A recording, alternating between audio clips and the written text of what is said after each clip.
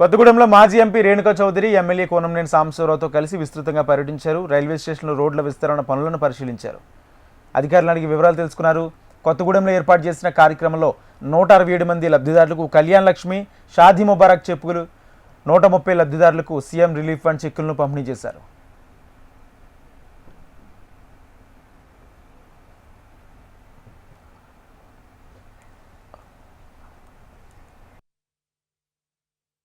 ఈ విధంగా అంచెలంచెలుగా ఇప్పుడు ఈ రాష్ట్రంలో జరుగుతున్న కార్యక్రమాలు ఒక రేవంత్ రెడ్డి గారి దేశానికి ఆదర్శంగా వాళ్ళు తీసుకుంటున్నారు. ఇక్కడ ఎయిర్పోర్ట్ ఏర్పాటు చేసుకోవటం ఎంతైనా మంచిదని ఆ రోజుల్లోనే కేంద్ర టీం ని, సివిల్ ఏవియేషన్ టీం ని ఇక్కడ పిలిపించడం, వాళ్ళు సర్వేలు చేయటం, ల్యాండ్ మనం కేటాయించుకోవటం, అదే విధంగా ఇక్కడ అన్ని పర్మిషన్లకి మనం ఏర్పాటు చేసుకున్నాము. అన్ఫార్చునేట్లీ అప్పుడు నేను ఎలక్షన్ ఓడిపోవటం ఇది మూలపట్టడం జరిగింది.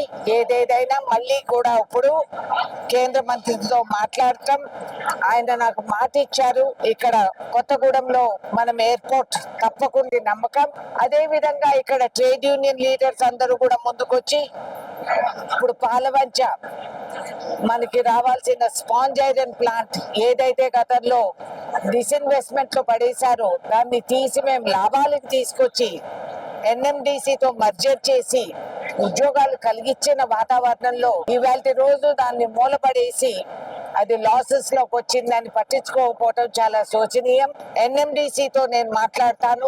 వాళ్ళ ద్వారా ఈ Palvancha sponge iron plant MLA గారు రిక్వెస్ట్ ఇది. కార్మిక వర్గానికి మనం ఆదుకోవాలనే ఆలోచనతో ఆ ప్లాంట్ ని ఎన్ఎండిసి నడుపుతారా లేదా ప్రైవేట్ వాళ్ళకి కేటాయిస్తారా, ఏదో ఒక విధంగా దాన్ని రివైవ్ చేయాలి. అదే విధంగా కేటీపీఎస్ లొకేట్ చేసుకొని కోల్ సప్లై అవన్నీ కూడా మనం ఏర్పాటు చేసుకొని నడుపుతున్నాము. సింగరేణి కోల్యరీస్ లో కూడా కొన్ని అవకతవకలు జరుగుతున్నాయని నా దృష్టికి తీసుకురావటం జరిగింది. ఈ ఇండస్ట్రియల్ బెల్ట్ అంతా కూడా మేము టైట్ చేసి కార్మిక వర్గాన్ని కాపాడుకునేటట్లు రాష్ట్ర ప్రభుత్వం కోరిన విధానంగా మేమందరం కూడా ఈ గ్రౌండ్ లో తిరుగుతూ ఉంటాము. కేంద్ర విద్యాలయ అనేది నేను ఖమ్మంలో ఏర్పాటు చేసి ఇక్కడికి కూడా తెప్పించి చాలా రోజులు అయిపోయింది.